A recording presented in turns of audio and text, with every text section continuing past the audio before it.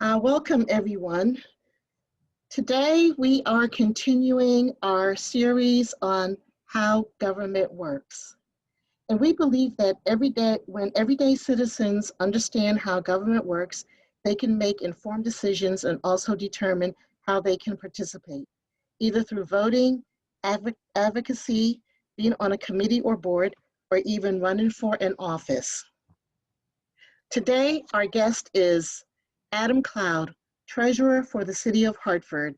And again, our conversation is going to be facilitated by our youth leader, Chris Ann Folks.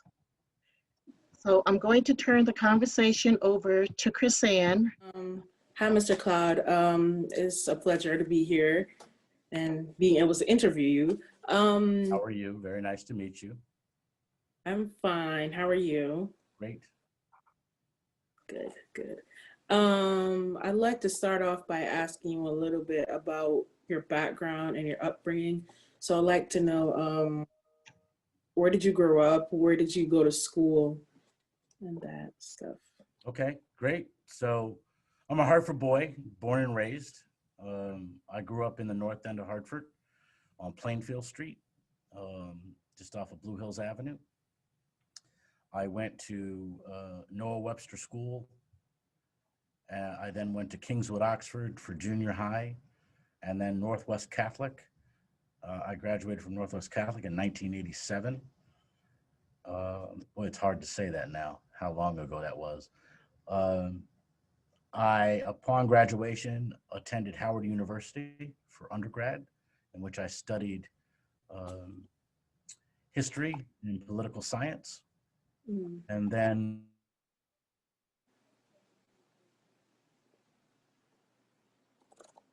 full time. And then I subsequently went to law school, graduated law school, and came home back to Hartford.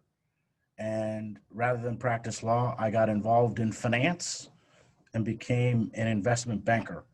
And I spent the better part of 15 years of my career structuring bond deals on behalf of municipalities, state governments, and other nonprofit organizations that borrow money to build infrastructure like roads, bridges, colleges, hospitals. And I did that principally across the country. And subsequent to that, because I did a lot of work for the city of Hartford, the office that I now hold, I was approached by my predecessor, the former treasurer of the city of Hartford, Kathleen Palm, and she was getting ready to retire. And she said to me, Adam, nobody knows this industry better than you, and I'm going to retire and I want you to replace me. And I laughed at her and said, you must be kidding. There's no way I'm going to be a public servant. I'm very happy in the private sector. And we had 3, maybe 4 lunches where she tried to convince me. And each time I said no. And the last lunch, she brought my wife to the lunch.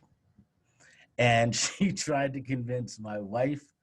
She had convinced my wife, who then the both of them cornered me and said, we really think you should do this. And I relented.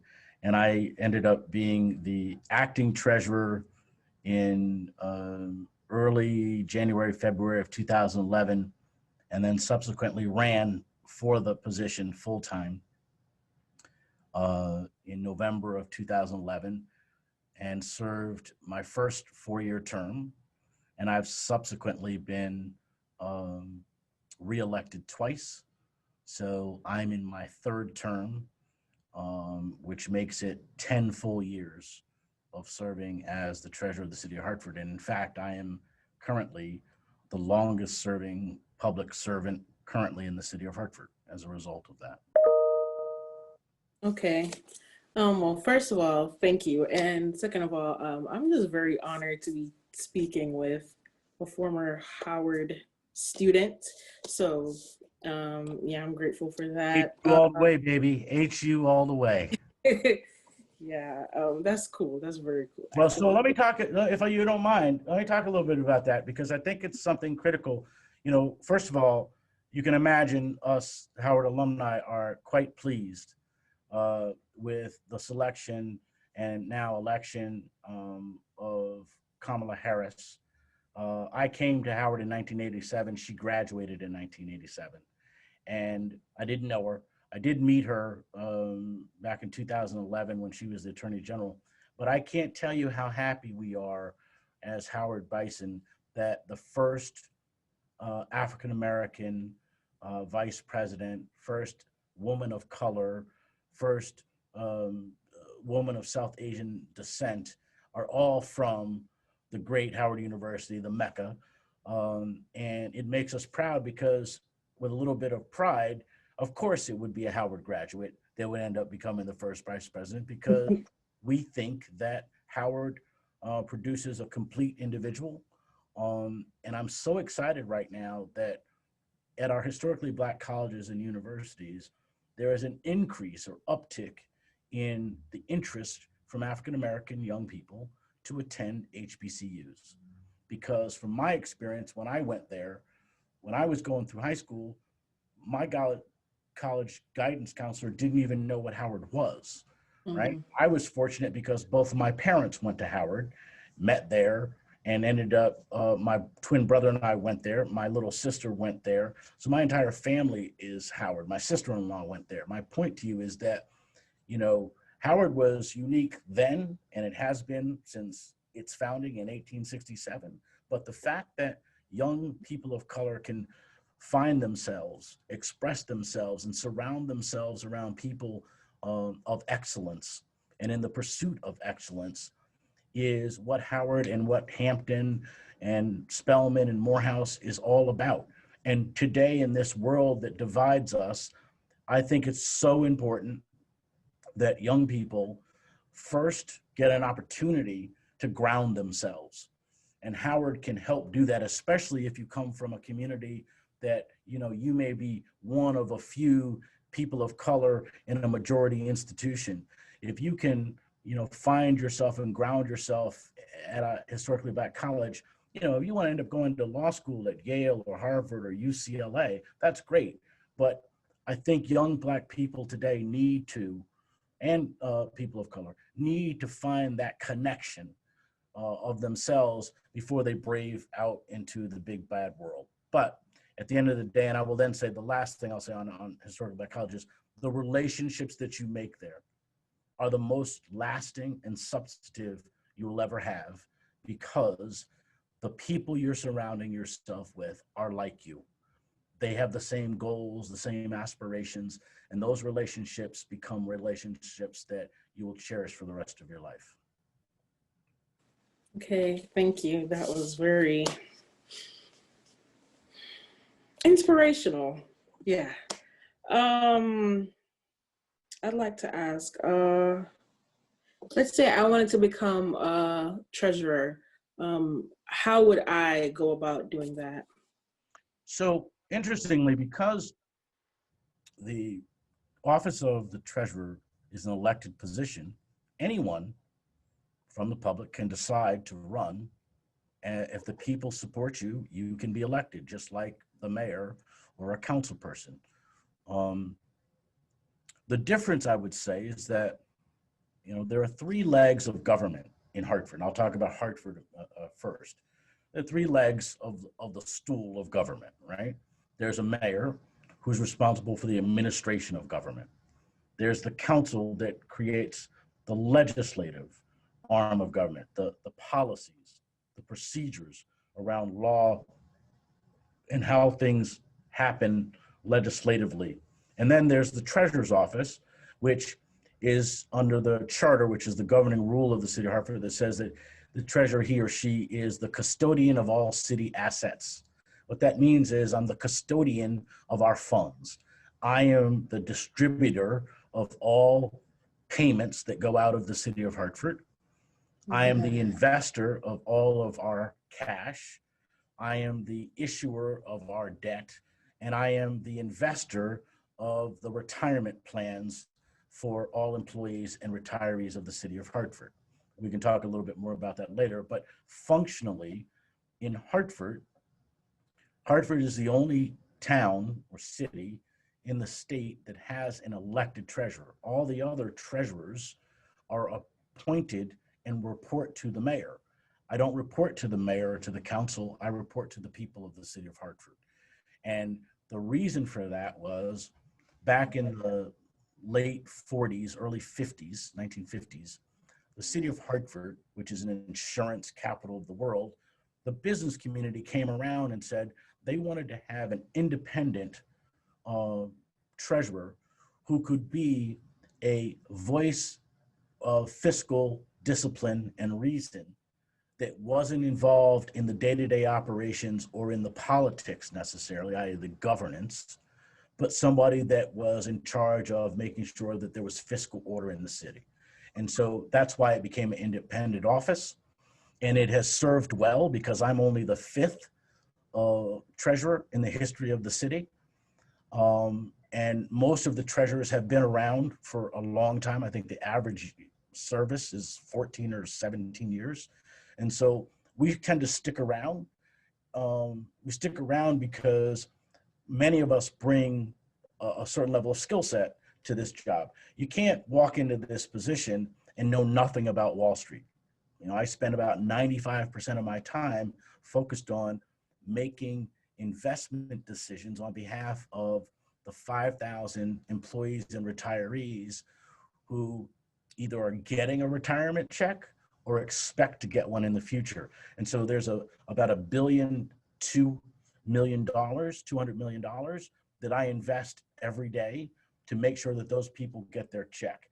And I come from a background on Wall Street as well as the law. So for me, I had a lot of experience in investing before I took the job, which made it a lot easier. I'm not suggesting that someone can't just come in, but that would be a high hurdle because you have to be focused and understand hedge funds, foreign equity exchanges. You need to appreciate debt and the issuance of debt. You have to appreciate private equity strategies, real estate investing. All of that stuff is what I do on a day-to-day basis. And I'm surrounded by a very solid team that assists me with this. But at the same time, it gives me a lot more understanding of the complexities of the office because of my background. Okay, thank you. I know that you just spoke on some of the skills that you have, but what are some of the skills and requirements that are needed and looked for in a treasurer? Sure. Well, you definitely need to have some math skills, strong in math and able to do calculations. I would also suggest that exposure to the financial markets would be very useful. So someone that understood Wall Street, maybe they were previously a financial advisor that gave advice on people on investing, that would be useful. There's not a course that you can take to have this skill set. It's more, someone that was understanding business. So if you went to college and you got a business degree and then maybe got an MBA, that would be somebody that would excel in that regard. I'd also say you got to learn how to write very well. We do a lot of correspondence at a high level.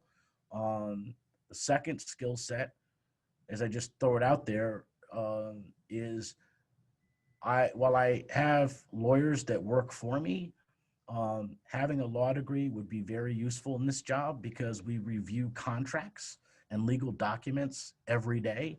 And so having that skill set. So a combination of somebody who's good with math and numbers, someone that is good at writing, and then someone who understands investing.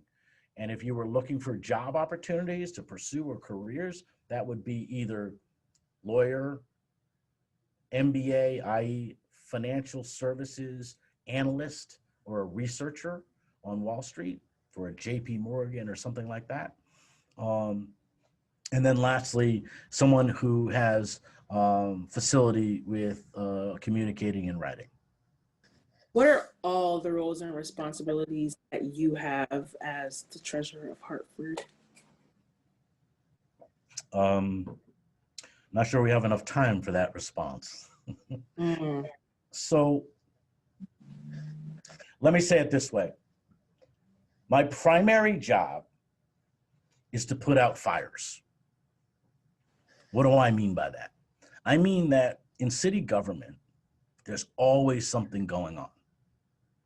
There's always something that's happening every day that needs a solution, right?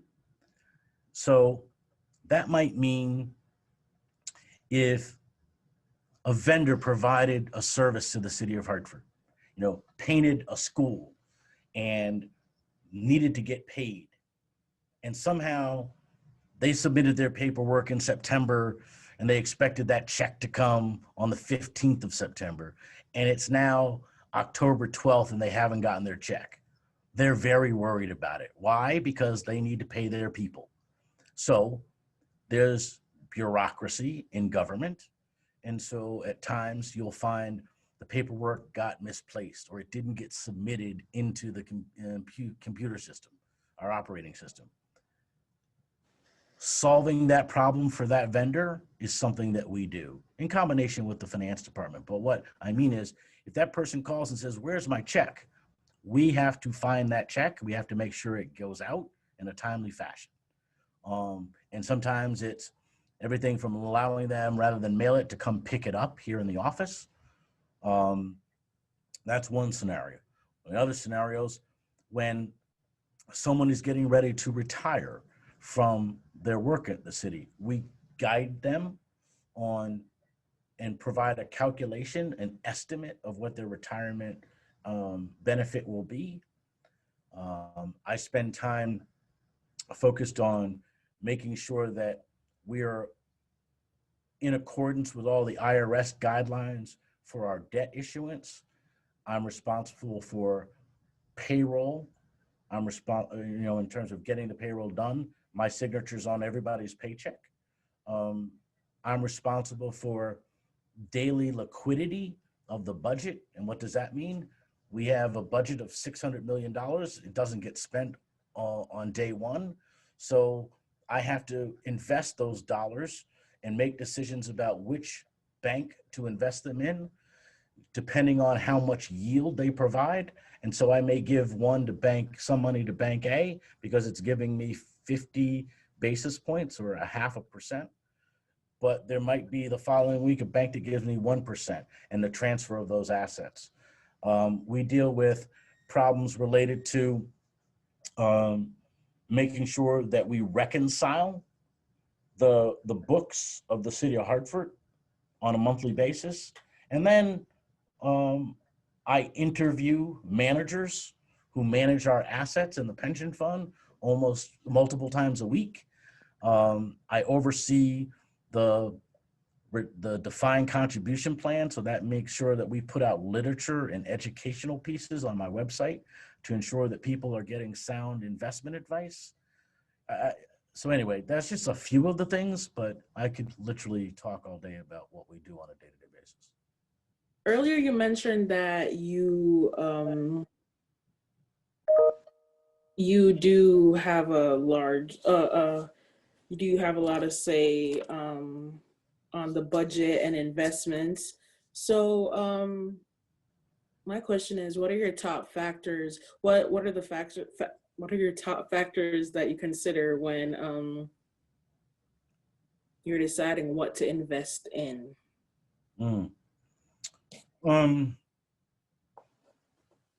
There's a rule or guideline in the investment industry, and it's called the rule of being a prudent investor, the prudent man rule, which means it's not your money, but you're investing on behalf of someone else. So you have an obligation to those people to make sure that you invest soundly and wisely on their behalf, right? You don't take risk as if it were your own money, right? So I don't buy GameStop, right? Which we saw recently this week, went up through the roof and now it's falling apart. That's not something we invest in. We try to find, through a lot of diligence and research, we try to find investments that have a long track record of performance, that consistently perform and provide good return for the portfolio, so that we're consistently producing results on behalf of the people we invest for. So less risk, more consistency. What are the various ways in which the city gets and spends its money? Taxpayers. So everybody that lives in Hartford, who is a resident of the city of Hartford, who rents or owns property, and our business owners, they pay taxes, right? You pay your mortgage taxes, your taxes on your car. Those dollars are collected, and those dollars are then decided by the mayor on how best to expend them to provide the goods and services for the residents of Hartford, as well as the operation of government. So some of the tax money comes in and it pays for salaries. My salary, the person who picks up the garbage, or the police officer, or the fireman, right? Salaries and is a big portion of our budget expenditure. So we collect $600 million or so. Let's say about 160 of that goes to salaries. Some of it gets sent over to the Board of Education to assist with the education of children. That's around 93 million. Some of it goes to healthcare cost, right?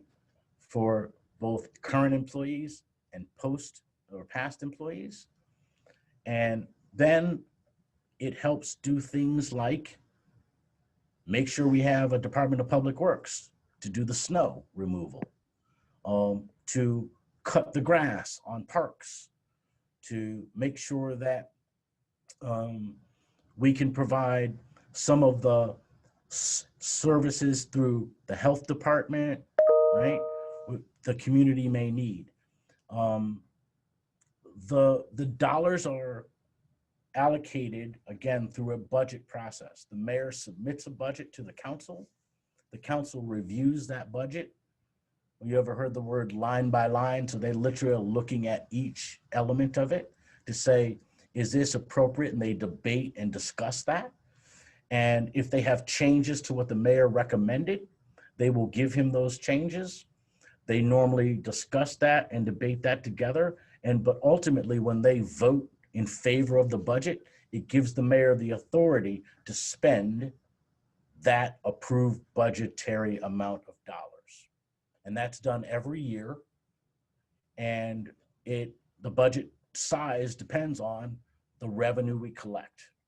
Those taxes plus aid from the state of Connecticut. And sometimes we get grant dollars from the federal government as well. But ultimately, whatever total amount of money we gather, we go through a process called the budget process to determine how that money gets spent. And that's why when I started by saying there's an administrative arm of government, the mayor.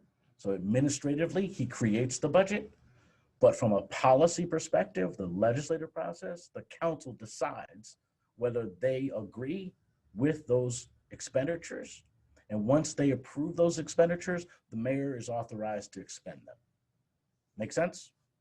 Yeah, that makes a lot of sense, actually. And by the way, I don't get too involved in the budget. That's really a legislative and a mayor piece. But what I have done, because my office, invest those dollars, and or we see it when it goes out the door, and because we have a pretty solid financial acumen, I often will engage when asked as a resource to the council or to the mayor to help them think about how do we generate revenue and how best to spend that revenue. I certainly have been involved in numerous budget processes to help the council and the mayor find out how they want to spend that money, and add my own 2 cents from time to time to make sure that we're all trying to expend those monies for the benefit of the city of Hartford residents in the best manner we can. Thank you. I think my last question will be, how can the residents of Hartford influence, or how do they influence how you invest the budget? Well, they're always welcome to be a part of the process. You know, the budget gets decided in April, and there's public hearings where the public can come in when council is deliberating the budget, and the residents are allowed to speak on those issues. But I think it all starts with that education. When that budget process starts, I would encourage people to watch it on public access, or come into the chamber and listen to the debate, because you can learn so much when you're in the room hearing what the discussion is. Should we defund the police? Should we spend more money on fire? Should we hire new firemen?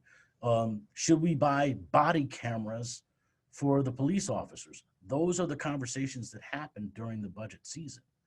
And so residents, I would encourage them to be part of that conversation, because clearly the more educated you are about the process and you're aware of the subject matter, you may have a real opinion about some of that. And people's opinion do matter, because the council, they represent the residents, but they also have to be responsive to the needs of the residents, just as I am and just as the mayor is.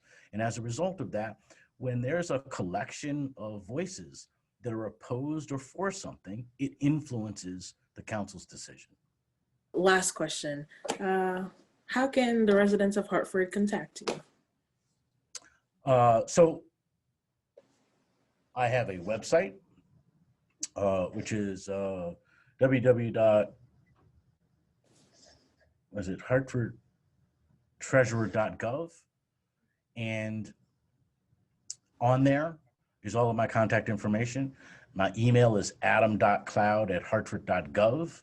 My office number is 860-757-9110. We're always available.